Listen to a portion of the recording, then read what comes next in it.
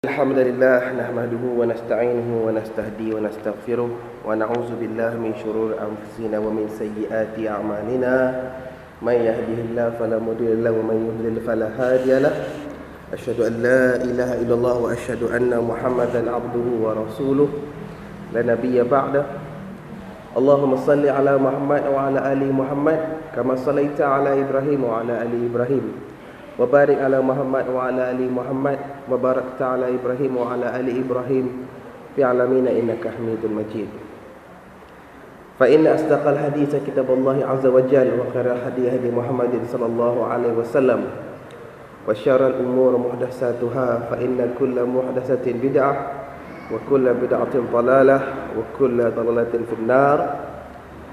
Yang saya muliakan saudara pengurusi majlis, merangkap yang dipertua Persatuan Islam Perlis Ustaz Muhammad Ihsan bin Idris, begitu juga ahli-ahli jawatankuasa, begitu juga tuan-tuan, puan-puan, ahli-ahli ulama, ustaz-ustaz, ustazah yang hadir ke sesi pengajian kita pada pagi Jumaat ini.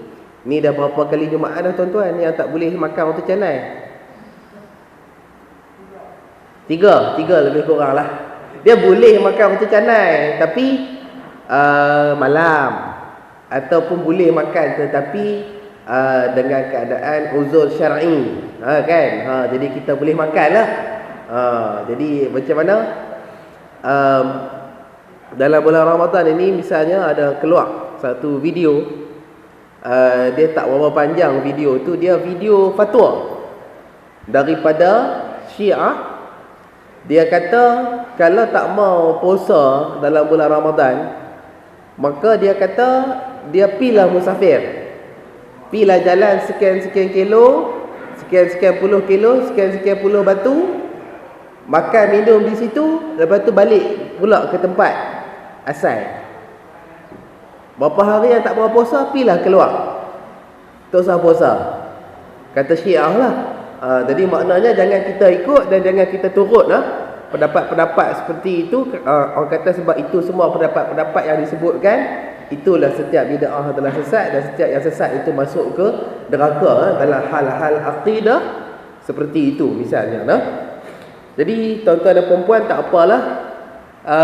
Begitu juga dalam bulan Ramadan ini kita mendapat beberapa berita gembira dalam satu tajuk lah khususnya, iaitu dalam minggu ni kalau tuan-tuan tengok dalam surat Akhbar, tuan-tuan tengok dalam berita, berlaku banyak pihak yang memberikan kenyataan, iaitu khususnya tidak suka kepada musuh ahli sunnah yang paling besar sekali, iaitu Syiah. Jadi dalam minggu ni banyak pihak yang memberikan sambutan, khususnya berkenaan dengan tidak bersetujunya mereka dengan ajaran ataupun bid'ah yang dilakukan oleh kumpulan atau golongan Syiah, ya. Jadi daripada macam-macam pihak, macam-macam agensi, kerajaan dan juga swasta, begitu juga macam-macam parti. Kan? Jadi yang tu kita kata alhamdulillah lah, sebab benda yang disebutkan akidah ni dia mengatasi segala bentuk ikatan-ikatan kita yang lain, sama ada persatuan ataupun parti ataupun golongan ataupun kumpulan, yang tu kita kata dia mengatasi lah. Jadi pada hari ini tuan-tuan dan puan-puan, pada sedikit masa ini insya-Allah kita akan sambung lagi, kita akan perhabis bab yang ke-13, bab fi bayan kasratu tariq al-khair, iaitu bab yang menjelaskan banyaknya jalan-jalan menuju kebaikan. Berarti kalau kita nak buat amal soleh ni tuan-tuan dan puan-puan, Allah Ta'ala menjadikan ada banyak perkara yang boleh dibuat dan boleh dipilih, ikut apa yang kita mampu, ikut apa yang kita lapang, ikut apa yang kita ada, dan mungkin juga ikut apa yang kita minat. Peluang-peluang tu semua ada dan semuanya disediakan dalam agama Allah Subhanahu Wa Taala ini. Tuan-tuan dan puan-puan, kalau kita bermula dengan membaca hadis yang ke-127, Disebutkan daripada Abu Hurairah bahawa Nabi SAW bersabda, laqad ra'aitu rajulan yataqallabu fil jannati fi syajaratin qata'aha min zahir tariq min zahri tariq kanat tu'zil muslimin, rawahu Muslim. Ya, daripada Abu Hurairah, daripada Nabi SAW bahawa baginda bersabda, sesungguhnya aku melihat bahawa ada seseorang yang duduk bersenang lenang dalam syurga oleh kerana sebatang pokok yang dia potong daripada jalan kerana mengganggu kaum muslimin. Ya, berarti maknanya kalaulah di jalan itu dia bukan pokok, dia mungkin ranting, kan? Yang tumbuh orang nak lalu payah, atau orang lalu sangkut baju, sangkut di kereta, sangkut di motor, sangkut di tudung dan sebagainya, maka dipotong.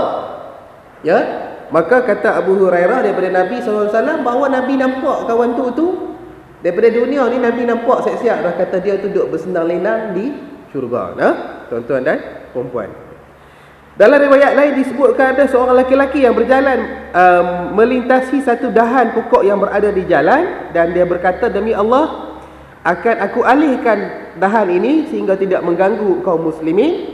Maka dia pun dimasukkan ke syurga. Dalam riwayat yang lain daripada Al-Bukhari dan Muslim disebutkan ketika ada seseorang yang lalu di sebuah jalan dan dia mendapatkan satu dahan yang berduri. Yang mula-mula tadi dia pokok, riwayat kedua dia sebut dahan, riwayat ketiga sebut dahan yang ada duri. Maka dia mengalihkannya, maka Allah pun memujinya dan memberikan keampunan kepadanya. Allah Ta'ala yang puji, ya, dan seterusnya mengampunkan dia. Jadi ini antara perkara yang ada lah. Baik.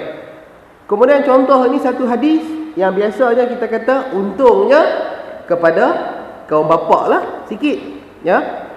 Man tawada'a fa ahsana al-wudu' thumma ata al-jum'ah fastama'a wa ansat ghufira lahu ma bayyanahu wa bainal jum'ati wa ziyadatu salasati ayyam wa man massal hassa faqad lagha. Rawahu Muslim. Daripada Abu Hurairah juga bahawa Rasulullah SAW bersabda, sesiapa yang berwuduk dan dia menyempurnakan wuduknya, kemudian dia mari ke solat Jumaat, dan dia mendengarkan khutbah dan tidak bercakap-cakap. Sama ada tidak bercakap, dia bercakap dengan suara pun boleh, cakap dengan isyarat-isyarat yang tidak perlu.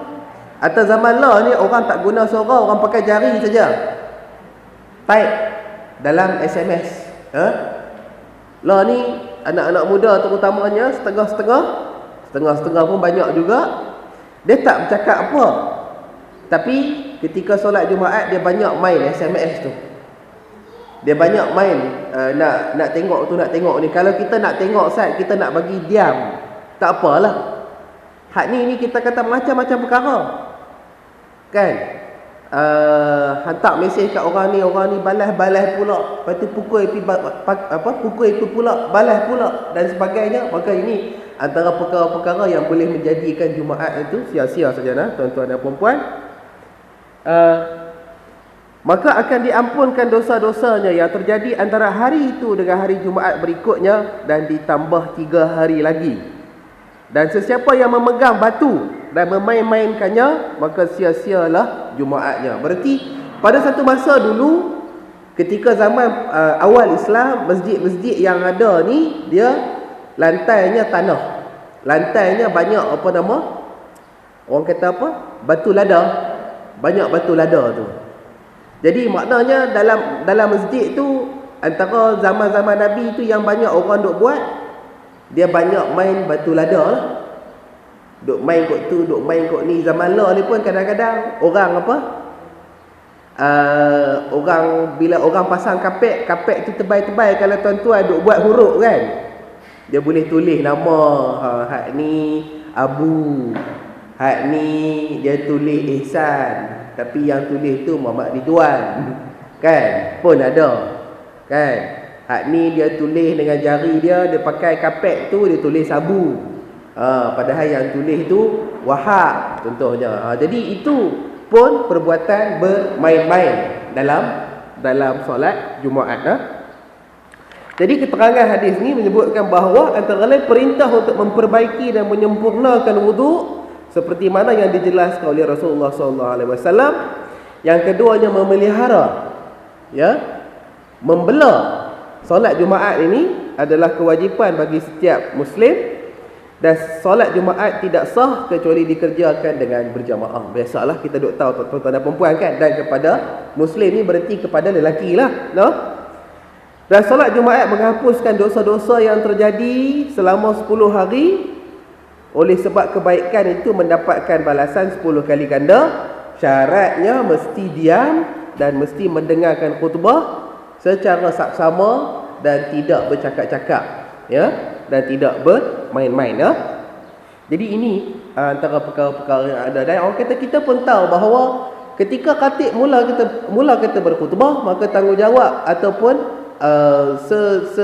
seafdal ibadat pada masa itu ialah mendengarkan khutbah tersebut dengan sebetul-betulnya, dan termasuk juga ditinggalkan macam-macam ibadat yang lain yang boleh mengganggu pendengaran khutbah tersebut, seperti solat sunat pun ditinggalkan kecuali solat tahiyatul masjid, seperti apa lagi, baca Quran pun ditinggalkan. Kalau kita kata setakat nak berzikir pelan-pelan tu yang tidak mengganggu mungkin boleh, tapi lain pada tu semua ditinggalkan sebab pada waktu Jumaat itu. Mungkin tuan-tuan dah kata biasa dah kot. Kita kata nak pergi Jumaat ni, perempuan ni apa yang saya dapat tahu, banyak perempuan yang mula-mula sekali pergi Jumaat bila sampai di Mekah.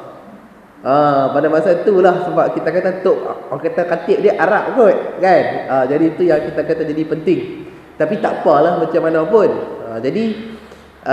Sebab itu kalau kita tengok terutamanya di negeri-negeri sebelah barat sana, negeri-negeri sebelah kata Eropah, sebelah kata Amerika ni, orang Islam yang masuk Islam ataupun Islam pada asal banyak yang kalau hari Jumaat pun orang perempuan pergi ke masjid untuk yang pentingnya untuk dengar khutbah-khutbah seperti itulah.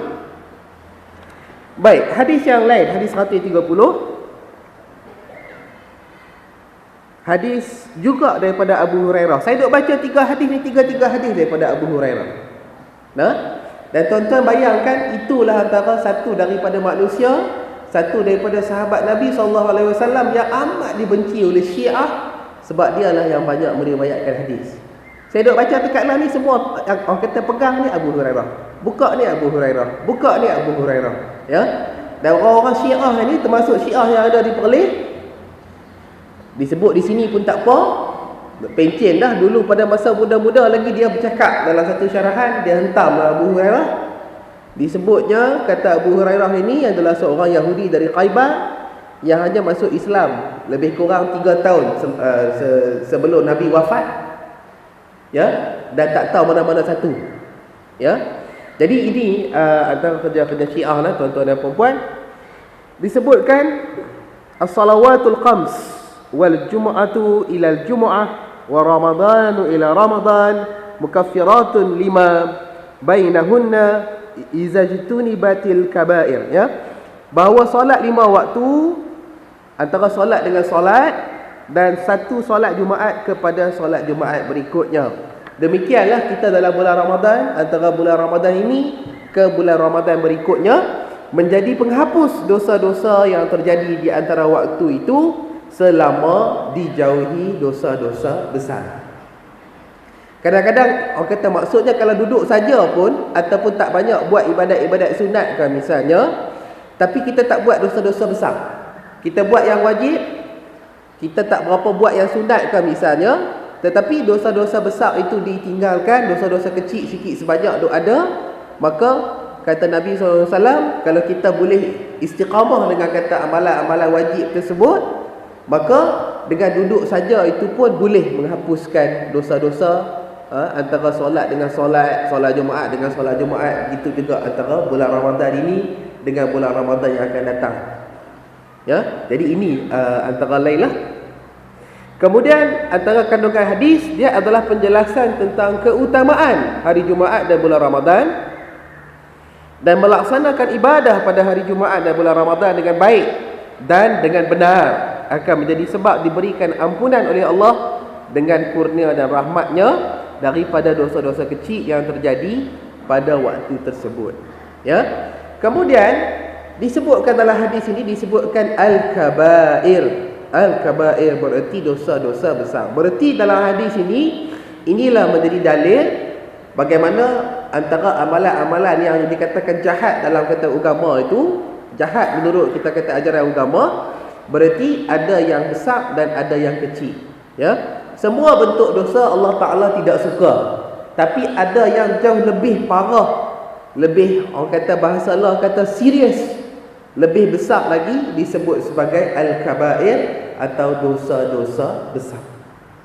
Ya, ini juga dalil yang mengatakan dalam kata agama, dari segi amalan jahat adanya dosa-dosa yang dikatakan besar dan ada dosa-dosa yang dikatakan kecil sikit. Kedua-duanya Allah Ta'ala tak suka, tapi lebih lagi murka Allah Ta'ala kepada dosa-dosa yang besar. Nah, okey, jadi hadis yang seterusnya masih lagi daripada Abu Hurairah. Kita nak kata apa? Maka Rasulullah bersabda, maksudnya, mahukah kamu aku tunjukkan apa yang dengannya Allah menghapuskan dosa dan meninggikan darjat? Satu, amalan tu dia padamkan dosa-dosa kita, kemudian meninggikan darjat, meninggikan kedudukan kita. Daripada bawah pi ke atas sikit, daripada atas sikit pi ke atas sikit lagi, atas sikit lagi pi ke lagi atas sikit, dan seterusnya. Nah, maka para sahabat menjawab, kami mahu wahai Rasulullah SAW. Maka baginda bersabda, antara amalan yang menghapuskan dosa dan meninggikan darjat adalah, pertama, menyempurnakan wuduk walaupun di saat-saat yang tidak disukai sebab susah. Ya, kalau kita hidup contohnya di musim sejuk, dalam negeri-negeri yang kata sejuk, kadang-kadang kita kata pegang ayak ni merupakan perkara yang amat susah untuk dibuat. Ya, begitu juga, tak tahulah, mungkin dalam kata negeri kita kan, kalau bangkit pagi-pagi terlalu sejuk misalnya kan, kita pula payah nak kena ayak tadi. Antara lain, satu amalan yang boleh menghapuskan dosa-dosa dan meninggikan darjat adalah menyempurnakan wuduk tersebut. Bukan lepas dan cukup syarat, tetapi maknanya disempurnakan. Yang kedua lagi adalah banyak melangkah pergi ke masjid. Berarti banyak pergi masjid lah kan. Bukan pergi saja-sajalah pergi untuk solat, orang kata jemaah, pergi untuk solat Jumaat, pergi untuk menuntut ilmu. Yang tu disebut banyak melangkah pergi ke masjid. Ataupun dalam bahasa lain, orang ni kita kata ahli masjid lah kan, bukan ahli rumah. Ahli solat di masjid, bukan ahli solat di rumah. Nah, kemudian menunggu solat setelah solat. Berarti bila dah solat, dia kerja juga, dia buat juga macam-macam aktiviti, macam-macam kegiatan. Akan tetapi dia duduk awal, bila nak masuk solat ni, bila nak masuk asar ni, bila nak masuk maghrib ni, sebab tak mau apa, tak mau lewat, tak mau masbuk, tak mau tertinggal takbiratul ihram yang pertama dengan imam. Nah, itu yang disebutkan menunggu-nunggu ke waktu solat. Kalau depa tu kerja imam, lagi alhamdulillah, tak boleh pergi ke mana. Kan? Okey. Jadi maka hal itu, kata Nabi, adalah ibarat menjaga sempadan daripada serangan musuh. Jadi ini antara tiga-tiga perkara. Kandungan hadis, maka disunnahkan untuk menggalakkan orang lain berbuat kebaikan yang dapat mendekatkan diri mereka kepada Allah. Ya, maka ini sunnahnya perintah Nabi ini kepada orang-orang yang berilmu. Bila kita sudah tahu satu kata perkara yang baik, yang sunnah, kita habaq dan kita kongsi bersama dengan orang lain. Mudah-mudahan orang lain pun dapat pahala dan kita boleh tumpang juga pahala menyampaikan apa yang warid daripada Nabi SAW. Kemudian mengajarkan kebaikan kepada manusia adalah sunnah Nabi, walaupun mereka tak minta dan mereka tak tanya dan mereka tak suruh. Mereka tak kata pun, "Ke ajak kat aku Ustaz, lagu mana nak buat lagu ni, lagu mana nak wuduk, lagu mana nak beramal soleh." Dia tak sebut pun, tapi kita sebut dulu. Ya, pun merupakan satu sunnah Nabi SAW. Begitu juga perintah untuk menyempurnakan, membasuh dan mengusap seluruh anggota yang diharuskan basuh ketika wuduk, walaupun hal itu sangat berat untuk dilakukan. Begitu juga perintah untuk sentiasa memelihara solat berjemaah. Dan sesungguhnya ibadat itu merupakan jihad dan persiapan untuk melaksanakannya. Sebab di dalam ibadat itu, dan juga kita kata duk siap nak buat kata ibadat itu, adanya kesabaran, adanya ketekunan, dan adanya istiqamah pada jalan Allah Subhanahu Wa Taala. Maka bila ada perasaan adanya perkara yang sungguh-sungguh itu, dia juga adalah merupakan satu perkara yang untuk mengawal hawa nafsu dan mengawal perkara-perkara yang tak elok yang lain. Ya. Sebab banyak lagi perkara-perkara yang ada misalnya. Bila dah jadi ahli masjid ni, orang yang jadi kata ahli masjid antara lain dia mesti fikir juga. Ya. Bila dah pergi masjid takkan senang-senang nak pergi tikar ekor contohnya. Bila kata dah pergi masjid takkan nak orang kata senang-senang nak pergi buat benda yang orang kata benda yang bukan-bukan sebab sudah jadi ahli masjid. Maka dengan itu kebaikan pun mari, dan dia pun mulalah pelan-pelan tinggal perkara-perkara yang tak elok itu. Dan begitu juga keutamaan untuk bergantungnya hati pada rumah-rumah Allah, dan dia merupakan ibadah tersendiri seperti mana dalam hadis, ya, 7 golongan yang dinaungi oleh arasy Allah pada hari kiamat, di mana tidak ada naungan lain, tidak ada atap yang lain melainkan arasy Allah itu menjadi atap. Itu antara lain tuan-tuan dan puan-puan. Hadis yang seterusnya, ni baru dia lain sikit. Tadi berturut-turut daripada Abu Hurairah, baru mari daripada sahabat yang lain sikit bernama Abi Musa Al-Asy'ari. Ya. Sahabat ni adalah sahabat yang ketika apa? Ketika Nabi sampai ke Madinah dan Nabi belum buat rumah dia sendiri dan tak tahu nak duduk di mana, ya, maka macam-macam sahabat ni suruh Nabi jemput Nabi tidur di rumah dia. Lebih daripada 10-20 jemput. Lepas tu Nabi nak buat lagu mana? Ya. Maka Allah pun memberi wahyu kepada Nabi, dan orang kata Nabi pun kata biar pilah unta dia ni berjalan, ya, tanpa dituntun, tanpa disuruh. Di mana unta tu berhenti, di rumah siapa, di rumah itulah Nabi akan bermalam, akan duduk sehingga mana rumah Nabi siap, sehingga masjid Nabi itu siap. Ya? Jadi unta tu pun berjalan dan berhenti betul-betul di pintu rumah Abu Musa Al-Asy'ari, ya, seorang sahabat dalam kalangan Ansar. Maka sahabat ini sebut bahawa Rasulullah bersabda, man shallal bardain dakhala al-jannah. Barang siapa yang memelihara solat bardain, iaitu solat subuh dan solat asar, nescaya dia akan masuk syurga. Berarti bukanlah maknanya kita boleh tinggal solat apa, Zuhur, solat Maghrib, solat Isyak, bukan. Tapi maksudnya dua solat ini pun kalau dipelihara boleh jadi sebab untuk masuk ke syurga. Ya? Boleh jadi satu sebab untuk masuk syurga dah. Kata Syekh Salim Al-Hilali, dia kata tidak sepatutnya seseorang itu terlalu nyenyak tidur ataupun tenggelam dalam pekerjaan dunia lalu melalaikan kewajipan-kewajipan yang tepat pada waktunya. Sebab pada waktu solat subuh masa untuk tidur. Kalau solat asar pun kalau ikut amalan orang Arab, daripada Zuhur itu dia dah mula tidur. Kadang-kadang dia terlajak, dia tak boleh nak solat asar pada awal waktu. Dia akan jadi lajak pi dekat-dekat Maghrib sana tu. Maka sebab itu dikatakan siapa yang boleh pelihara solat ni dengan baik, dengan kata berjemaah di kata masjid, maka dia menjadi salah satu sebab untuk masuk ke syurga. Begitu juga solat asar. Kadang-kadang pada waktu asar ni waktu yang redup, waktu yang tak berapa nak panas, waktu yang kita kata kita nak pergi tengok apa pokok tak pokok ke, kebun ke, harum manis ke tak harum manis ke, pada masa tu dia tak berapa nak panas. Jadi orang yang kata bekerja ni dia akan ralik, kita kata bekerja kadang-kadang pi gitu saja. Nah, ini antara perkara yang disebutkan. Dalam hadis yang lain lagi juga daripada Abi Musa Al-Asy'ari, idza maridal 'abdu aw safara kutiba lahu mithlu ma kana ya'malu muqiman sahiha.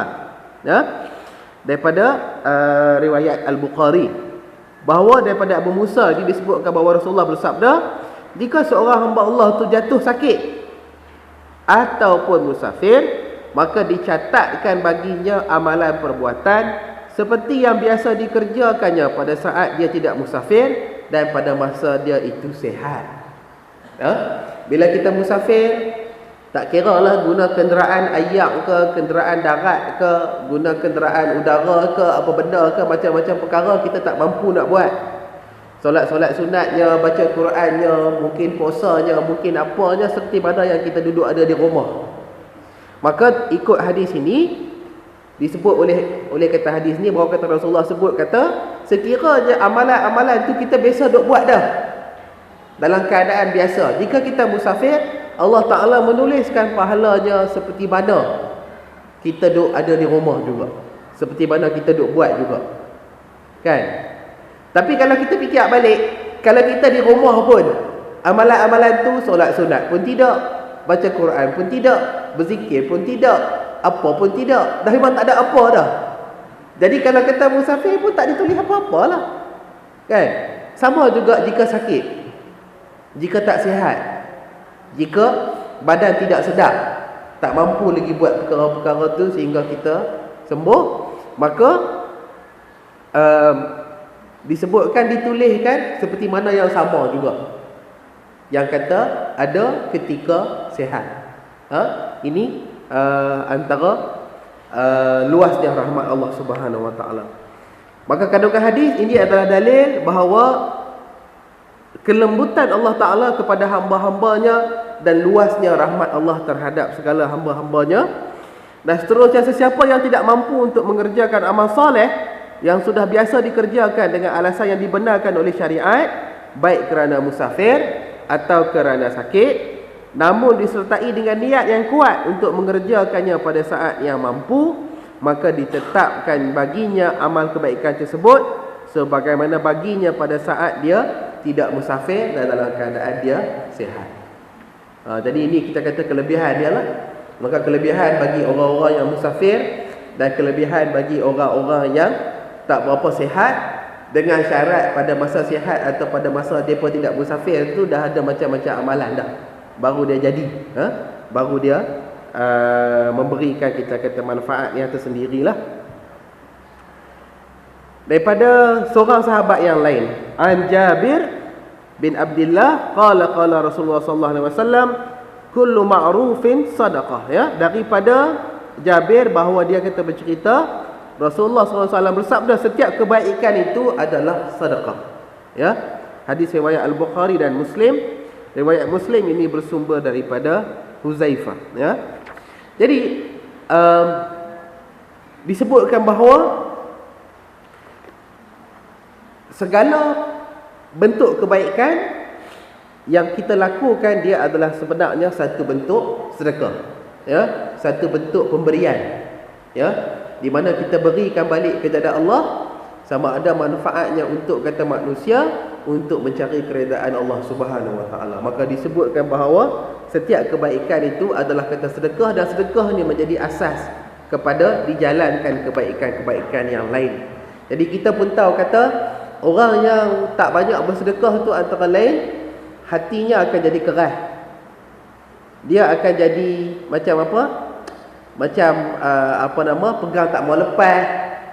Dia jadi macam kita kata dia pegang tak tirih dan juga sebagainya.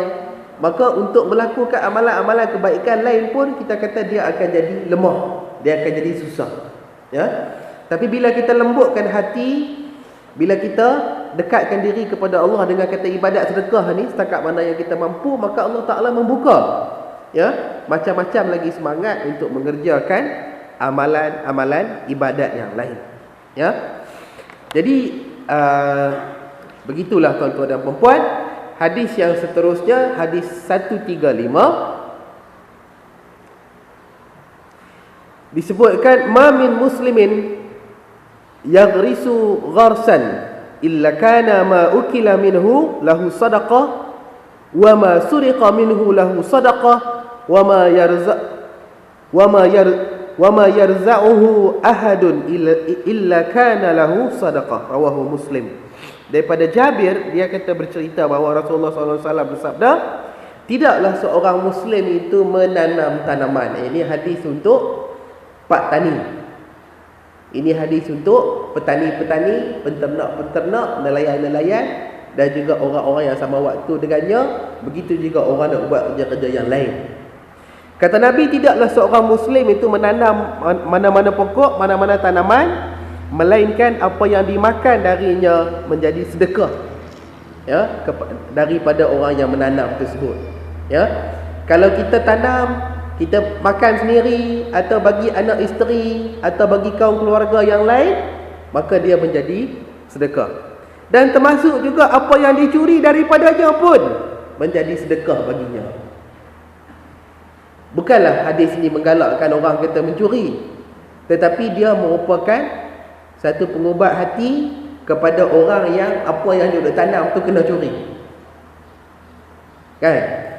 Macam lah ni orang tanam kata harum manis, tanam berelung-elung, tapi tak boleh tinggal. Kalau tinggal sat, apa dia? Dia main dengan apa, daksun buruk ke apa benda ke, dia tongkat belakang tu. Lepas tu dia ambil lah, penuh lah. Bonek-bonek kereta belakang, depan apa semua kan. Balik-balik main tak ada apa. Ya. Kadang-kadang itulah orang tanam petai, orang tanam cempedak, orang kata tanam apa, duduk di simpang 4 kebun di Bukit Manik tu. Tanam-tanam, bila dah mai musim tu kita kata nampak macam nak elok dah, bila mai nak ambil tak ada dah, tinggal pokok saja. Ada orang tu lagi curi lagi dia sedap. Kan? Benda hak bukan diri sendiri, benda hak orang tu lagi dia sedap. Lagi kita kata setan kata curi, lagi curi. Kan? Ini kita kata macam ni pun ada juga dalam masyarakat kita, bukan tak ada. Kan? Maka bagi orang-orang yang menjadi mangsa seperti itu, Rasulullah SAW memberikan satu hiburan, memberikan satu jaminan kepada kita. Rasulullah kata, kalau dicuri pun dia menjadi sedekah. Syarat dia apa? Syarat kita kena berimanlah kepada qada dan qadar. Kan? Kalau kata benda tu kita tak mau dicuri, maka nak kena fikirlah. Kalau kata dicuri juga pun, maka dia menjadi sedekah. Kan? Dan kemudian tidaklah kepunyaannya dikurangi oleh seseorang, melainkan itu menjadi sedekah baginya. Kalau orang main minta pun, benda tu menjadi sedekah. Nah? Dalam hadis yang lain,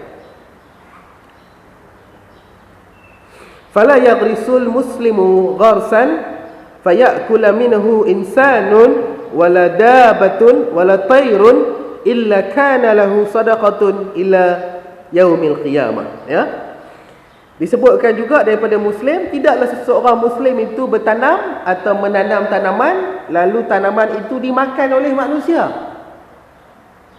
Ya, orang pi pelekah dulu. Bukan dia minta, bukan dia beli, dia ambil saja. Pun ada. Kan? Tuan-tuan pun kena kan? Mereka pun tengok, kata bila Mak Haji ni nak pergi Kuala Lumpur, pergi tengok cucu kan? Jadi bila balik-balik tu, kan? Bukan tekat buah-buah. Kadang-kadang tanam orkid pun tak ada. Buat elok-elok dengan sarang, dengan pasu, dengan apa, pasu-pasu pun angkit pergi habis. Kan? Kita nak buahlah rumah pun tak padan. Dah benda tu kena ada di luar. Tapi inilah manusia. Nah?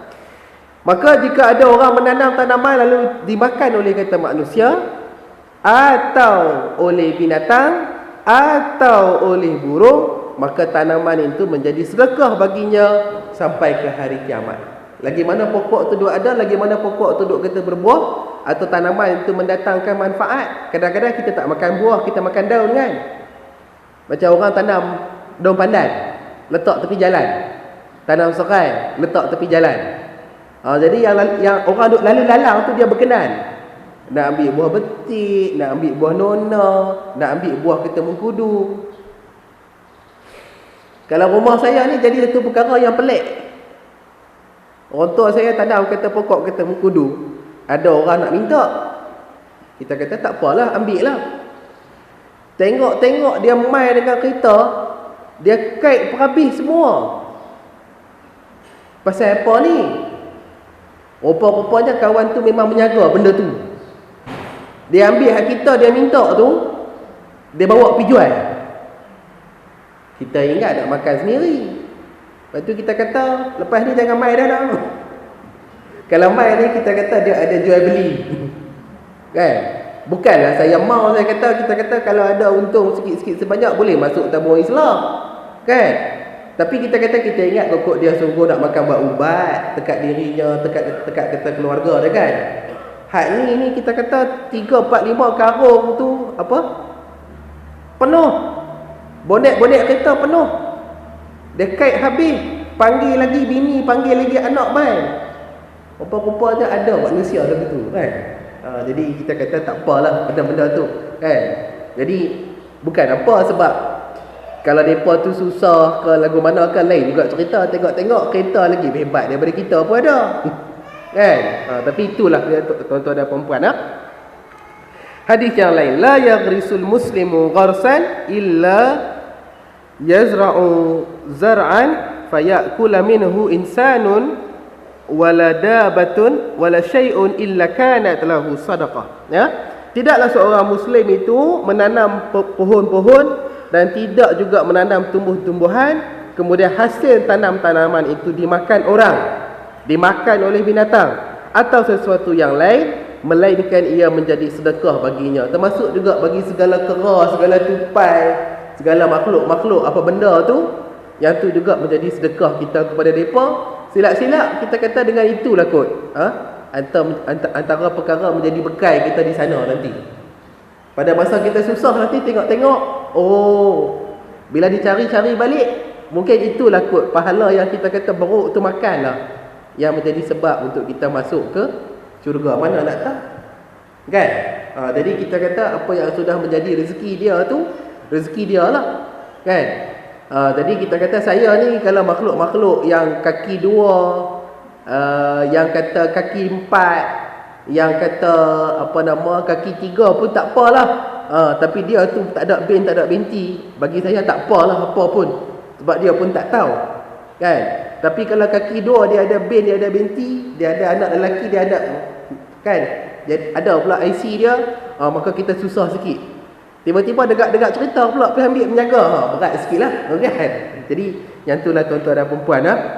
Okey, antara kandungan hadis adalah perintah untuk menanam tanam-tanaman dan tumbuhan yang lain, serta keutamaan memakmurkan bumi, dan hal ini termasuk amalan yang pahalanya tidak berhenti dengan kematian pelakunya.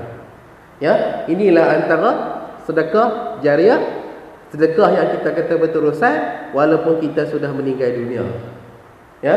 Jadi begitulah tuan-tuan dan puan-puan, mungkin kita kata di atas kita, tok-tok kita, pok-pok kita atau penyang dan cap kita yang lebih dulu, yang dia menanam macam-macam perkara, tanam pokok nyok, tanam pokok durian, tanam pokok kata moktan dan macam-macam perkara lagi, yang kalau dipikir balik dia memang tak dan dia nak rasa.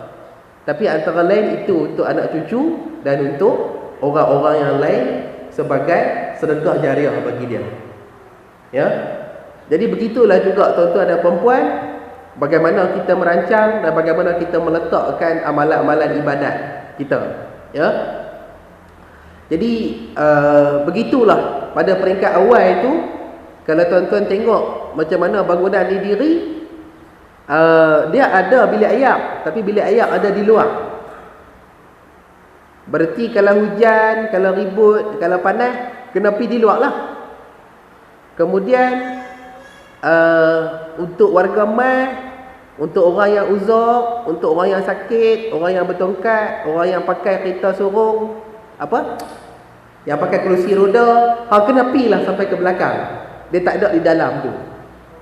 Kalau masa dulu perempuan terutamanya duduk mengaji di belah atas lah ni, jadi asrama anak-anak yatim kita, mengajilah di atas tu. Kalau rasa tak terbuang, banyak-banyaklah berdoa kepada Allah, sambil tu banyak-banyaklah berlari macam sa'i tu nak pergi ke bawah. Ya, sebab kata pada masa tu wallahu a'lam bisawab, Ya, bagaimana yang dipikirkan pada masa tersebut. Jadi kita kata yang itulah juga kita kata kita cuba merancang untuk masa depan lah, tuan-tuan dan puan-puan. Kemudian usaha untuk memberikan manfaat kepada seluruh makhluk Allah dan mempermudahkan urusan dan memenuhi seluruh keperluan mereka.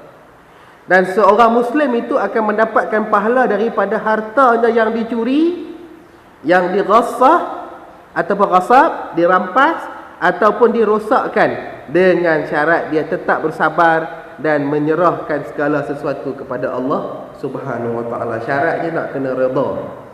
Syaratnya benda itu jadi sedekah jika ada keredaan, jika ada kesabaran. Kan? Kalau dia tak beres tu berarti dia tak dapat lah. Kan? Jadi itu antara lain. Kemudian dibolehkan untuk mengembangkan pekerjaan-pekerjaan yang halal lagi bermanfaat, bukan kerja duduk saja seperti setengah-setengah orang dalam ajaran-ajaran macam tarikat-tarikat tertentu. Kerja dia duduk saja, kerja dia kata pegang buah tasbih saja. Ya, ada pun larangan yang ditujukan terhadap hal-hal yang harus, ya, jika sekiranya perkara itu melalaikan seseorang daripada urusan agama, ataupun bila dia menjadikan dunia sebagai keinginan utamanya dan tujuan utama bagi ilmunya, maka inilah antara perkara-perkara barulah ada larangan. Tapi asalnya bagi setiap kita kata pekerjaan, sekiranya dia halal dan sekiranya dia mendatangkan manfaat kepada diri, keluarga dan bantu manusia, bantu orang, bantu umat, bantu kaum muslimin, maka dia digalakkan. Ya, selagi mana dia tidak mengganggu perkara-perkara dan amalan-amalan ibadat yang lain. Hadis yang seterusnya, saya baca maksud saja. Juga daripada sahabat bernama Jabir ini, dia kata bercerita, adapun orang-orang Bani Salamah ingin berpindah rumah yang dekat dengan masjid Nabi SAW. Berarti pada zaman Nabi itu ada satu kabilah bernama Bani Salamah. Mereka ni duduk paling jauh daripada masjid Nabi. Berarti nak mai solat kata jemaah dengan kata Nabi pun mereka kena keluar awal. Mereka kena berjalan jauh. Hujan, panas. Kalau musim sejuk, kalau musim panas, kalau musim berdebu. Kan? Lepas tu jauhlah. Dia yang mula-mula sekali keluar, dia sampai rumah dia yang penghabis sekali sebab dia jauh. Kan? Maka orang-orang kampung ni pun mesyuarat sama-sama mereka. Mereka pun kata, jomlah kita pergi cari kampung, pergi buat kampung dekat sikit dengan masjid Nabi SAW. Bagi dekat sikit. Mudah sikit kata Nabi. Nah? Maka bila perkara tu Rasulullah dengar, maka Rasulullah pun panggil mereka dan kata Rasulullah kata, aku mendengar kamu ingin pindah ke tempat yang dekat dengan masjid. Maka dia jawab, benar wahai Rasulullah SAW, kami memang ingin melakukan hal tersebut. Maka baginda berkata, wahai Bani Salamah, tetaplah kamu di tempat kamu kerana bekas langkah kamu akan dicatat. Maka tetaplah kamu di tempat tinggal kamu yang sekarang kerana bekas langkah kaki kamu akan dicatat. Riwayat Muslim. Maksudnya, kalau kita duduk jauh sikit daripada tempat-tempat seperti masjid atau tempat untuk menuntut ilmu, ya, bukan tak boleh pindah bagi dekat. Tapi pada Nabi SAW itu ketentuan Allah. Sebab kita berusaha lebih sikit, kita berusaha awal dan juga macam-macam perkara lagi kita buat ke dalam Allah itu, maka itulah menjadi sebab untuk Allah Ta'ala mengurniakan pahala yang lebih kepada kita. Maka nasihat Rasulullah kepada orang-orang ni, dia kata, duduklah di situ. Sebab pahala untuk dia berulang-alik itu menjadi lebih besar, menjadi lebih tinggi. Nah, alhamdulillah. Kan? Tak apa.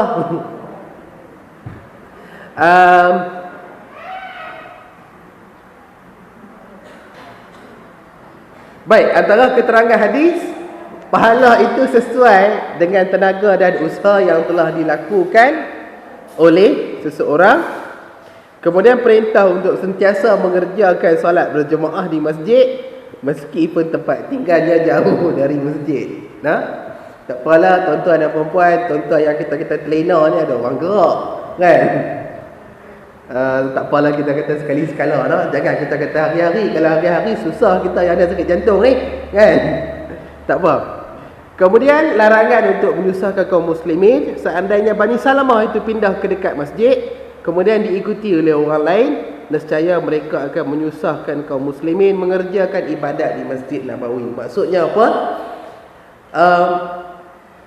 Hadis ni juga disyarahkan oleh Syekh kata Salim, kalaulah setiap orang misalnya nak pindah dekat dengan Masjid Nabi, maka nanti tempat tu yang lapang akan jadi padat. Jadi orang lain nak mai menumpang pun dah susah. Kan?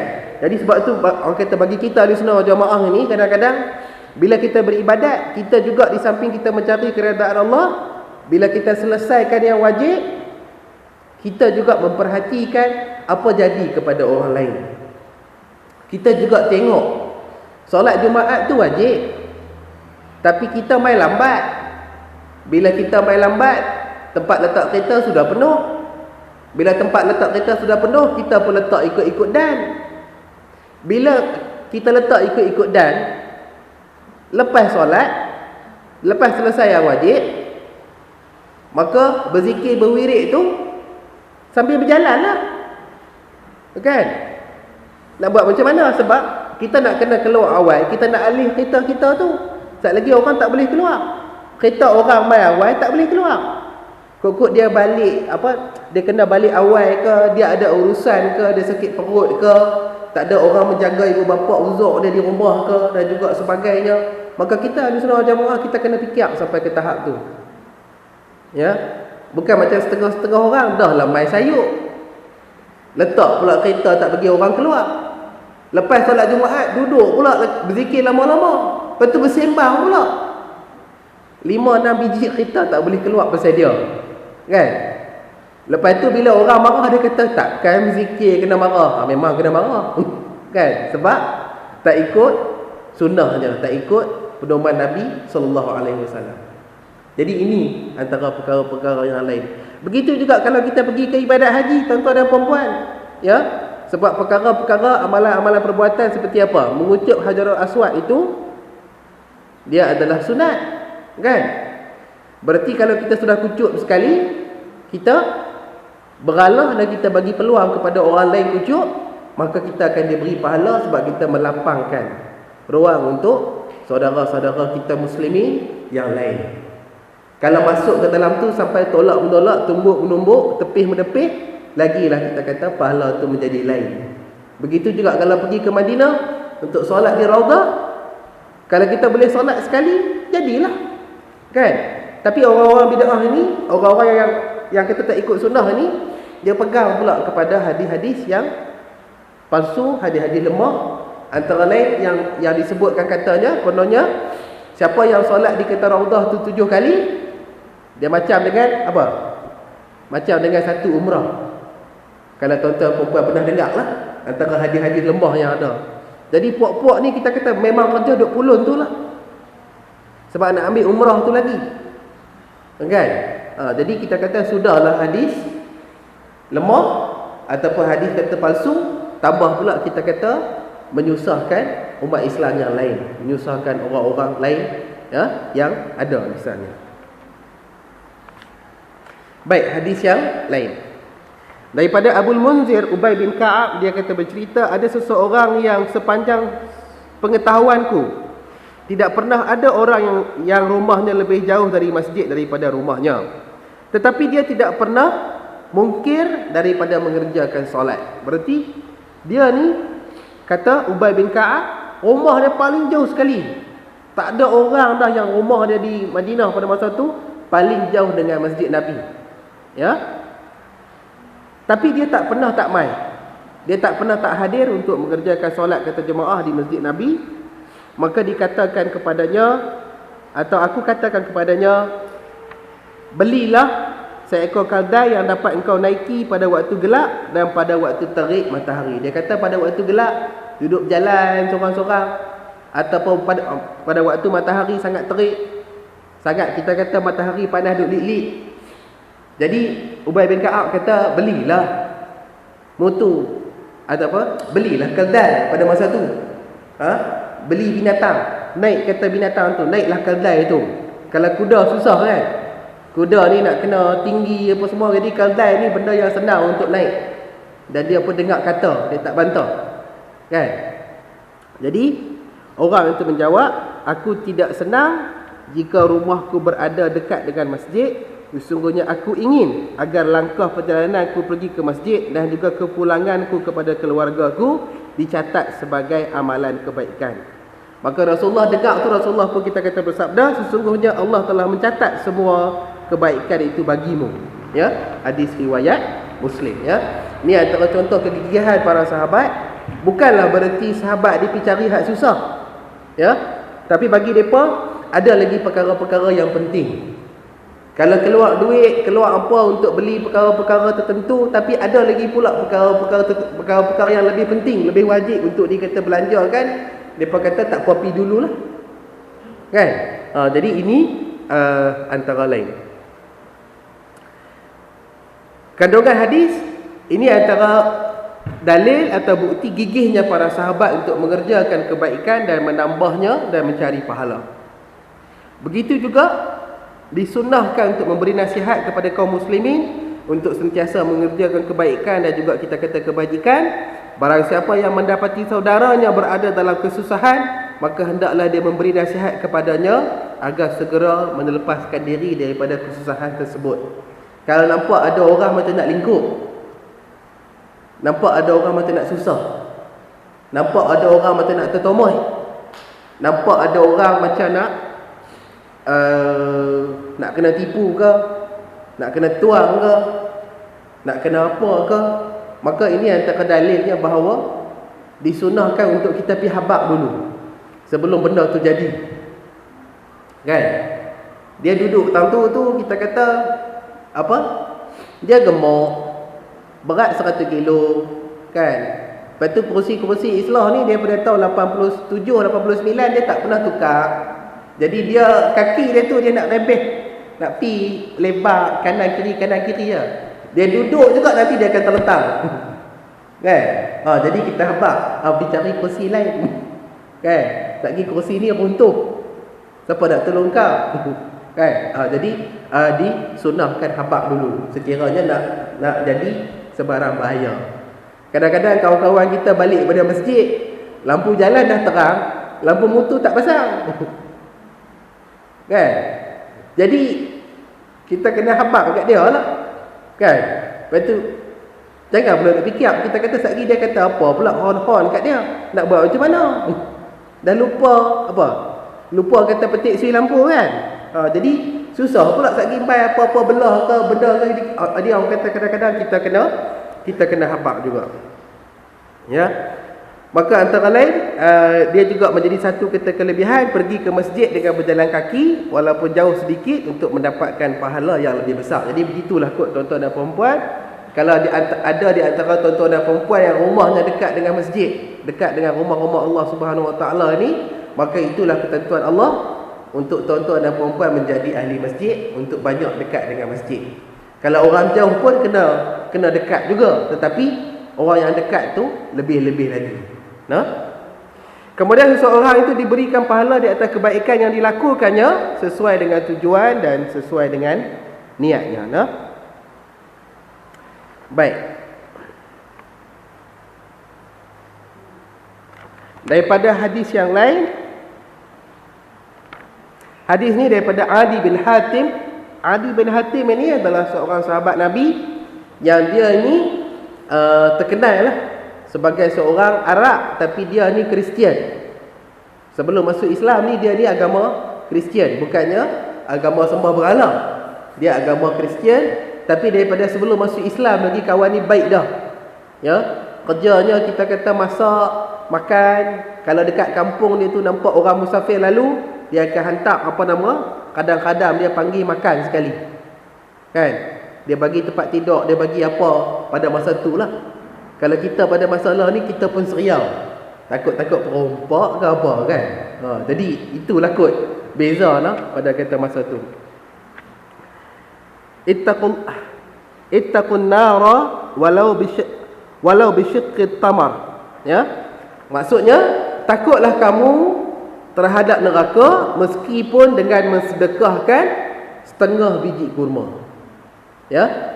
Berarti awahlah dan takutlah kepada azab neraka Allah walaupun dengan memberi sedekah bukan sebiji kurma, tapi sebelah daripada kurma tu. Kan? Kalau kurma ni, kalau kita nak ikut yang kita duk makan tamar tu, dia apa nama? Sebab kita bukan orang yang tanam kurma kan. Kurma ni dia ada apa? Dikatakan lebih kurang 10 proses, 10 tahap dia tu jadi. Daripada dia tu putih sampailah jadi kurma kering yang kita makan. Jadi sebab kita bukan bangsa-bangsa yang menanam kurma, jadi kita pun tak tahu secara tepat. Tapi kalau Arab dia boleh habaq. Hak ni tamar, hak ni rotab, hak ni balah dan macam-macam perkara yang lain. Itu semua peringkat-peringkat macam mana kurma tu daripada putih jadi mengkai, jadi apa, ada 10 tangga. Kan? Jadi disebutkan dalam hadis ini, walaupun kita ada sebelah biji kurma, jangan malu, jangan segan, ya, itulah jadi penebus kita daripada masuk ke neraka walaupun dengan sedekah setengah biji tamar. Ya. Daripada riwayat yang lain juga daripada Al-Bukhari dan Muslim, daripada Adi bin Hatim juga, bahawa dia bercerita bahawa Rasulullah bersabda, tidaklah salah seorang daripada kamu melainkan akan diajak berkata-kata oleh Tuhannya yang antara dirinya dengan Allah tidak ada penterjemah. Berarti pada hari kiamat nantilah Allah Ta'ala akan tanya dengan bahasa apa, dengan apa. Berarti disebutkan Nabi kata tidak ada penterjemah. Ya. Kemudian dia melihat ke sebelah kanannya, maka dia tidak mendapatkan sesuatu apapun kecuali apa yang dikerjakannya. Maka dia melihat ke sebelah kirinya, maka dia tidak melihat melainkan apa yang telah dikerjakannya pula. Selanjutnya dia melihat ke hadapan, dia tidak melihat kecuali neraka tepat di hadapan matanya. Oleh kerana itu, hendaklah kamu takut terhadap neraka meskipun hanya dengan bersedekah dengan setengah biji kurma. Sesiapa yang tidak mendapatkannya, maka hendaklah dengan kata-kata yang baik. Berarti kalau tak ada apa sangat, ada sebiji kurma, potong 2. Setengah kita makan, setengah lagi sedekah, bagi kat orang. Dan kalau tak ada lagi setengah biji kurma, kita pun ada setengah tu lah, maka hendaklah berkata dengan kata-kata yang baik. Kerana kata-kata yang baik juga menjadi sedekah. Nah, antara kandungan hadis, perintah untuk bersedekah sesuai dengan kemampuan setiap orang, dan perintah untuk menghiasi diri dengan sifat-sifat yang terpuji dan bermuamalah dengan cara yang lembut dan ucapan yang baik. Ya, jadi ini antara perintah-perintah agama. Kemudian dekatnya Allah yang maha tinggi dengan hamba-hambanya pada hari kiamat, sehingga tidak terdapat hijab, tidak terdapat sempadan, dan tidak pula ada perantara, ada penterjemah. Maka hendaklah orang yang beriman itu hati-hati, jaga-jaga, cermat supaya tidak melanggar perintah-perintah Allah Subhanahu Wa Taala. Kemudian tanggungjawab setiap orang terhadap amalan perbuatannya masing-masing. Amalan-amalan kita di dunia, kita dituntut memanglah pada satu tahap ibu bapa kita ada tanggungjawab untuk memberi pendidikan kepada kita. Tapi bila sampai tahap kita dah balik, kita dah apa, kita pun dah ada kematangan sendiri, maka kita lah nak kena mengaji, kita lah nak kena tambahkan ilmu, dan selepas itu tingkatkan amalan kita. Sebab bukanlah kita di dunia ini kita nak himpun duit banyak-banyak, lepas itu apa? Upah orang buat, upah orang beli, upah orang untuk hadiahkan pahala-pahala itu kepada kita. Ya, bukan seperti itu. Pada hari kiamat kelak tidak ada yang bermanfaat kecuali amal solehnya serta rahmat Allah Subhanahu Wa Taala. Seterusnya, tidak patut bagi seseorang untuk meremehkan sedekah walaupun sedikit, kerana walaupun sedikit ia tetap berguna sebagai perisai yang menghalangnya daripada api neraka. Ya. Jadi disebutkan antara lain, kalau hadis-hadis yang banyak ni, kalau kita tengok antara sebab-sebab keluar daripada neraka atau tidak masuk ke dalam neraka, ialah dengan bersedekah atau banyaknya bersedekah, atau sedekah dekat mana yang mampu. Kan? Kalau kita tengok lagi sebuah hadis yang dalam bab hari raya, yang bab kita kata Rasulullah berkhutbah hari raya, antara lain khutbah khas untuk kata kaum wanita. Rasulullah kata banyak di antara kaum wanita, bukan semua tetapi banyak, ya, terutama yang tak mengaji, yang tak apa, yang berada di neraka. Maka kaum wanita pada zaman Nabi pun tanya, kami nak buat gina ni wahai Rasulullah, kalau katanya kaum-kaum wanita ni banyak masuk neraka? Maka kata Nabi, hendaklah kamu banyak bersedekah. Ini antara lain. Hadis ke-140 daripada Anas bin Malik, innallaha la yarda 'anil 'abdi an ya'kula aklahu an ya'kula aklaha fayahmaduhu 'alaiha aw yashrabal syarbatal fayamhaduhu 'alaiha. Maksudnya apa? Sungguhnya Allah Ta'ala itu sebenar-benarnya redha pada seorang hamba yang setelah dia selesai makan, dia memujinya di atas makanan tersebut, atau minum sesuatu minuman lalu dia memujinya, iaitu mengucapkan alhamdulillah. Ya, inilah doa selesai makan yang paling sahih. Ya, bahawa kadang-kadang kita baca doa yang bukan, yang lain-lain itu tak popular dulu perbincangan banyak, tapi antara yang tidak ada khilaf padanya adalah mengucapkan alhamdulillah. Itulah doa kita selesai makan yang paling sahih. Antara kandungan hadis perintah untuk bersyukur kepada Allah Subhanahu Wa Taala atas keluasan kurnianya dan limpahan nikmat-nikmatnya, dan bahawasanya bersyukur merupakan jalan keselamatan. Oleh sebab hanya Allah yang memang berhak mendapatkan pujian di atas nikmatnya. Begitu juga dia tentang adab makan dan minum, bahawa selepas makan kita mengucapkan alhamdulillah. Ya. Hadis yang terakhir dalam bab ini, hadis nombor 141 daripada Abi Musa Al-Asy'ari, bahawa Nabi SAW bersabda, setiap Muslim itu berkewajipan mengeluarkan sedekah. Maka ada yang bertanya, bagaimana pendapat kamu, bagaimana pandangan kamu wahai Rasulullah, jika dia tidak ada apa-apa untuk disedekahkan? Maka baginda menjawab, hendaklah dia bekerja dengan kedua tangannya sehingga hasilnya dapat dimanfaatkan untuk dirinya dan untuk bersedekah. Berarti maknanya kita bekerja antara lain untuk bantu diri kita, cari nafkah kepada diri kita, keluarga kita, dan ada kelebihannya untuk bersedekah ke jalan Allah Subhanahu Wa Taala. Maka orang ni tanya lagi, bagaimana pendapat kamu jika itu pun tak dapat dilakukan?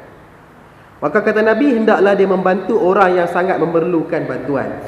Kadang-kadang tolong dengan rang, kan, pun sama juga. Maka dia bertanya lagi, lalu bagaimana pendapat kamu wahai Rasulullah jika itu pun dia tidak mampu juga? Maka Nabi kata, hendaklah orang ini menyuruh yang ma'ruf atau menyuruh kepada kebaikan. Lalu kau ni tanya, jika hak tu pun tak boleh, dia nak sedekah tak ada.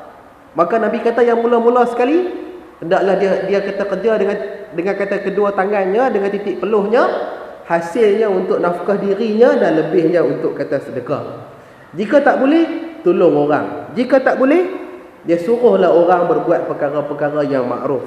Jika itu pun tak boleh juga, maka kata Nabi, sekecil-kecil sedekah adalah hendaklah dia menahan diri untuk tidak berbuat jahat, kerana hal itu merupakan sedekah. Paling kurang diri sendiri itu jangan buat jahat, jangan duk kacau orang, dan jangan duk binasakan diri sendiri. Kan? Maka itulah antara perkara-perkara jalan keluar yang ada. Kalau tidak ada apa untuk kita sedekah, kata Nabi, ada 4 kata perkara. Mula-mula usahalah, bekerjalah sehingga ada kelebihan untuk kita bersedekah. Jika tak boleh, bantu orang untuk buat kata kebaikan. Jika tak boleh, suruhlah orang kepada kata kebaikan. Jika tak boleh lagi, ya, ialah menahan diri daripada tidak buat kejahatan dan tidak berbuat dosa dan tidak mengganggu-gugat orang yang lain. Ini hadis muttafaqun alaih, daripada Bukhari dan Muslim. Maka saya rasa dekat ni lah antara lain kita punya kuliah pada hari ini.